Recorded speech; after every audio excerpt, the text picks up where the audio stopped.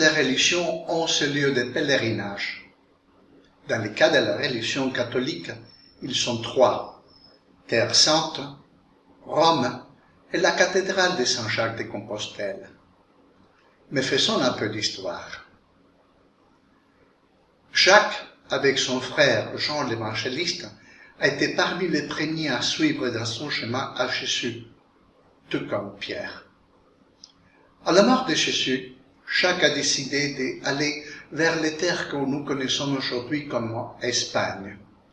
Il est rentré par ce que nous connaissons aujourd'hui comme Andalousie et s'est dirigé vers les terres de la Galice. Là-bas, il avait l'intention de prêcher la bonne parole. Il faut reconnaître qu'il n'a pas eu beaucoup de succès. C'est la raison pour laquelle il est retourné à Palestine. Et une fois là-bas, Hérode Agrippe a cherché à le capturer et le décapita. Deux des disciples de Jacques, Athanas et Théodore, sont montés avec le corps du sang dans un bateau qu'ils sont laissés à la merci des courants et des vents de la mer Méditerranée.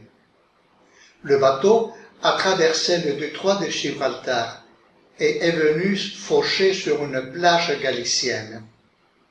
Une fois sur terre, ils ont pris le corps de Jacques pour l'enterrement. Ici, ils sont également enterrés Athanas et Théodore.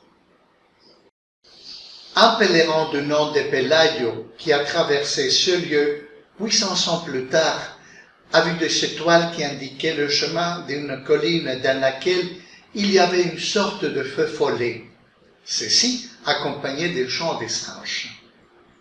Il est allé voir le bec de la région, Théodomire, qui en apprenant des paysans qu'eux aussi ont vu la lumière et entendu les chants des singes, a fait retirer la terre de l'endroit et y a trouvé les restes du sang et de ses disciples.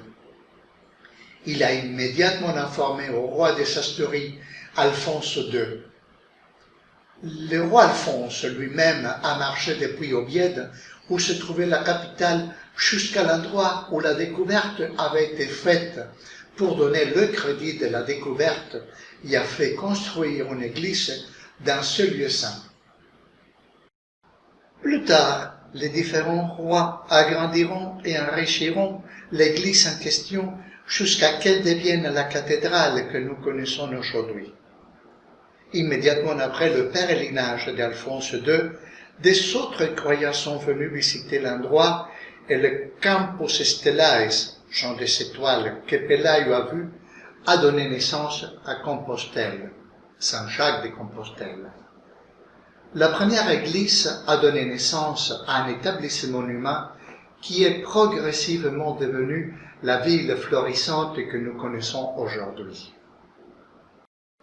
Non seulement les Espagnols sont venus en pèlerinage au tombeau de l'élu de Jésus, les Français ont commencé à arriver d'abord, puis le reste de toute l'Europe chrétienne. En 1140, le Codex Calixtinus a été créé, qui expliquait quoi faire et quoi ne pas faire pour avoir un voyage heureux et sans incident, car à cette époque, le pèlerin mettait des mois et des années pour faire les voyages qui manquaient pas des dangers. On peut dire que le Code Calixtinus a été le premier guide touristique du monde. Le pape Calixte II est celui qui a décrété que chaque année que le 25 juillet, jour de la Saint-Jacques, tombait dimanche, ceux qui étaient dans la cathédrale pouvaient obtenir le rachat complet de leurs péchés. C'est ce qu'on appelle l'année jacobine. Cela se produit avec beaucoup plus de fréquence que les 25 requis pour le jubilé romain, c'est-à-dire lorsque les péchés des visiteurs de Rome sont pardonnés. Les symboles des pèlerins à Saint-Jacques sont les chapeaux à large bord pour se protéger du soleil, une grande cape pour se protéger du froid, la canne qui pas seulement sert de support à la marche dans les montagnes, mais aussi de défense contre les loups et les voleurs, et la coquille de Saint-Jacques que l'on trouve sous les plages de Galice. La présentation de la coquille de Saint-Jacques lors du voyage de retour était presque une carte blanche pour tous ceux qui revenaient de Saint-Jacques. Ils s'étaient considérés presque comme des saints. Vers 1500, le succès des pèlerinages à Saint-Jacques commence à décliner. Il y a plusieurs raisons à cela, notamment les mauvaises années de récolte, les épidémies de peste que l'Europe a traversées, les guerres entre la France et l'Espagne qui ont rendu difficile le franchissement des frontières et l'arrivée du protestantisme. Luther est même allé jusqu'à dire qu'il n'y avait aucune preuve que le reste vénéré venait de Saint-Jacques, d'un chien ou d'une chemin. Il faut dire aussi que le pirate anglais Francis Drake a pillé la ville et le bec, craignant que les reliques ne soient volées, laissa si bien caché qu'il a emporté les secrets dans sa tombe. Le déclin de la ferveur pour ce pèlerinage est tombé à un point que dans l'année jacobine de 1866, seulement 40 pèlerins se sont réunis dans la cathédrale.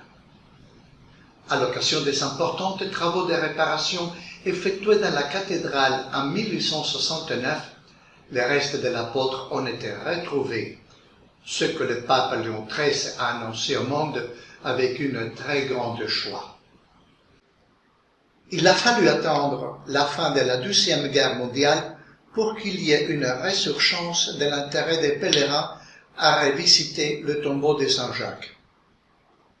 Il faut dire qu'à l'heure actuelle, de nombreux athées ou des catholiques quelque peu éloignés de l'Église entreprennent également ce pèlerinage. Faire le chemin de Saint-Jacques ne pas seulement une rencontre avec les préceptes religieux ni avec le Seigneur, mais aussi une rencontre avec soi-même. En 2017, plus de 310 000 personnes ont fait ce pèlerinage. Sur les routes du nord de l'Espagne, vous pouvez souvent voir de nombreux marcheurs se diriger vers Saint-Jacques. C'est le pape Jean-Paul II qui a demandé aux catholiques du monde entier de venir visiter la cathédrale de Saint-Jacques de Compostelle.